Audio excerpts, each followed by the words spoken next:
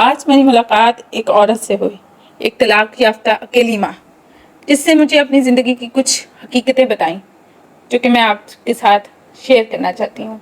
उन तमाम बहनों से, उन तमाम माँओं से, उन तमाम ख़वातीन से, उन तमाम बेटियों से जो शादीशुदा हैं, खुदारा संभल जाइए।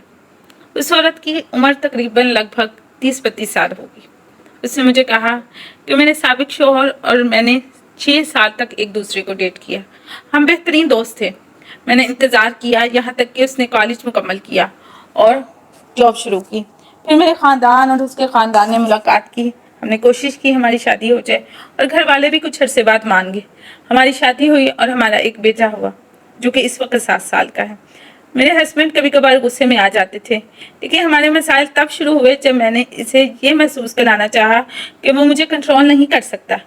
जब भी हम झगड़ते मैं अपना सामान बांधकर अपने ख़ानदान, अपने घर वालों के पास चली जाती और इन्हें सूरत हाल समझाती। मेरी बहनें मेरे शौहर को फ़ोन करती और इस पर चीखती चिल्लाती, इसको डांटती डपटती। अगर वो मुझे कंट्रोल करने की कोशिश करता तो मैं हमेशा उसे कहती अगर वो चाहे तो मुझे तलाक दे सकता है। मैं कभी तलाक नहीं चाहती थी, लेकिन अपना रौब जमाना चाहती थी। मुझे सिर्फ अपनी इज्जत का ख्याल था और मैं कभी भी इसकी नज़रों में एक कमज़ोर औरत नहीं बनना चाहती थी। एक दिन मैंने इसे इतना तंग किया कि पहली बार उसने मुझे मारा और घर से बाहर निकाल दिया। मैं अपने ख़ानदान के पास चली गई। मेरे ख़ानदान ने इसे पुलिस में रिपोर्ट करवा दिया।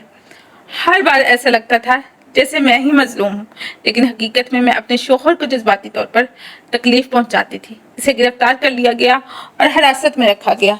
इसके ख़ानदान ने मुझसे केस वापस लेने को कहा। मुझे महसूस हुआ कि मैं गलत कर रही हूँ। मेरा शौहर कभी भी मुझ पर तशद्दुद नहीं करता था। मेरा शौहर कभी भी तशद्दुद इंसान नहीं था। उसने जो किया वो इसलिए किया क्योंकि मैंने उसे मजबूर किया और उसने खुले दिल से माफ़ी मांगी।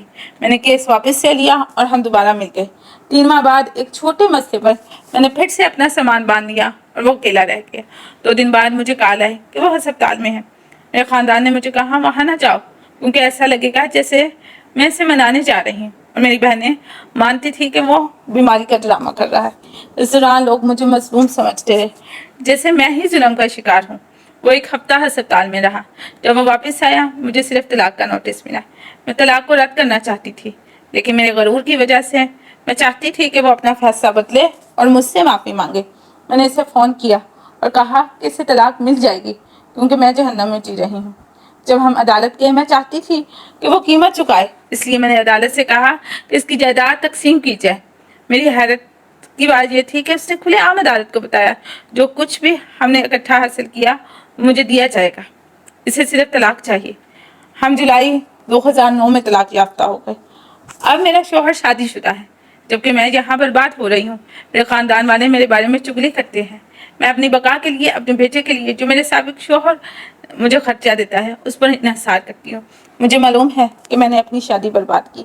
मैं यहाँ तमाम बेटियों से ये कहना चाहूँगी, तमाम बीवियों को बताना चाहूँगी और उन्हें मशवरा देना चाहूँगी कि खुदारा समझ जाएं, धोखा ना खाएं, अपने ख़ानदान की मदाखलत को अपनी शादी में ना आने दें। ठीक है, समझ जाएं और सोचें कि जो वो कर रही हैं वो गलत है। और उस औरत ने जानती है मुझे क्या कहा कि जिन लोगों ने मुझे तलाक लेने की तरगीब दी वो हमेशा मेरा मजाक उड़ाते हैं, मेरे बारे में बुरी बातें करते हैं। बराए करम ख़वातीन अपनी शादी में जो है दूसरों को दखल अंदाजी ना देने दें।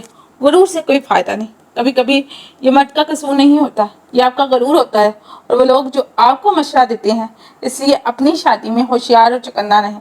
अल्लाह हमें बुराई से, बुरे लोगों से, उनसे जो बुराई करते हैं और दूसरों को बुराई की दावत देने वालों से महफूज रखे।